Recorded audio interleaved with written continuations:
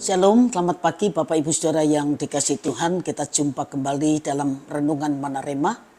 Mari kita akan berdoa bersama terlebih dahulu. Bapak mengucap syukur buat kesempatan kami boleh kembali mendengar kebenaran firman Tuhan. Urapi hamba-Mu, urapi semua yang mendengar kebenaran ini, supaya baik yang mendengar maupun yang menyampaikan sama-sama diberkati oleh Tuhan. Dalam nama Tuhan Yesus kami sudah berdoa. Haleluya. Amin. Bapak Ibu Saudara sekalian, pagi ini kita akan sama-sama belajar sebuah kebenaran yang saya beri tema tetap menjadi berkat sampai masa tua. Tetap menjadi berkat sampai masa tua. Mazmur pasal 92 ayat 13 sampai ayat yang ke-15. Mazmur 92 13 sampai 15. Mereka yang ditanam di bait Tuhan akan bertunas di pelataran Allah kita. Pada masa tua pun mereka masih berbuah menjadi gemuk dan segar untuk memberitakan bahwa Tuhan itu benar, bahwa Ia gunung batuku dan tidak ada kecurangan padanya. Bapak Ibu Saudara sekalian, ada sebuah mobil tua yang ditelantarkan di gudang selama lebih dari 40 tahun. Tapi tiba-tiba menjadi perhatian masyarakat Jepang. Meskipun beberapa bagian dari mobil Ferrari Daytona itu rusak, tidak terurus, tapi mesin utamanya masih dalam kondisi prima. Mobil ini keluar dari pabrik di Italia tahun 1969, kemudian dikirim ke Jepang tahun 71.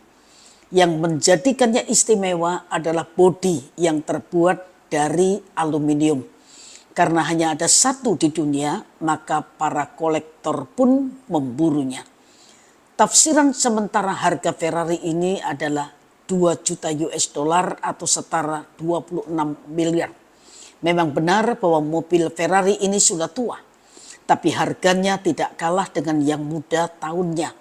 Makin tua, makin langka, dan tentu saja makin mahal. Orang yang masa mudanya ditanam di bait Tuhan akan bertunas seperti pohon korma, akan tumbuh subur seperti pohon aras di Libanon. Pemazmur berkata, mereka yang ditanam di bait Tuhan akan bertunas dan pada masa tua tetap bisa menghasilkan buah. Apa arti ditanam? Ditanam berarti tetap tinggal di dalam Tuhan, tetap tinggal di dalam kebenaran firman Tuhan. Pada masa tua pun mereka masih berbuah, menjadi gemuk dan segar. Itu janji Tuhan kepada kita semua yang ditanam di bait Tuhan. Jadi masa tua bukan masa sisa, masa tua adalah berkat. Masa tua adalah masa mendekat lebih lagi kepada Tuhan dan lebih mempersiapkan diri untuk ketemu Tuhan. Sebuah pohon kalau tidak berbuah pasti ada masalah. Sebagai orang percaya kalau kita tidak berbuah pasti ada yang kurang beres. Alasannya satu, tanaman itu belum mencapai waktu untuk berbuah. Secara rohani belum dewasa. Yang kedua, ada hama yang mengganggu. Hamanya bisa berupa dosa yang dipelihara dalam hidup, bentuknya persungutan, kemarahan, ya.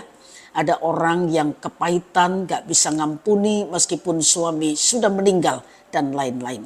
Yang ketiga, kurang pupuk dan air. Pupuk bisa bicara firman Tuhan, air bisa bicara karya Roh Kudus.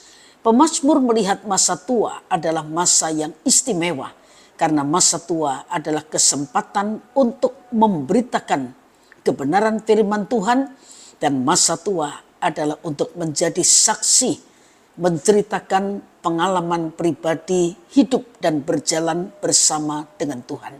Setiap organisasi pasti ada karyawan yang sudah berkarya atau bekerja belasan atau puluhan tahun. Ada yang baru beberapa bulan bekerja. Pertanyaannya, apakah keterkaitan antara masa kerja dan kinerja? Masa kerja pasti bertambah kian lama. Tapi apakah kinerja kita juga makin bertambah, meningkat? tetap bersemangat. Ada karyawan yang di awal kerja kinerjanya sangat baik, tapi kinerjanya justru menurun seiring dengan bertambahnya usia dan masa kerja. Makin lama makin tidak baik. Seharusnya kita yang semakin lama bekerja, kinerja kita juga semakin meningkat karena sudah banyak pengalaman yang kita dapatkan.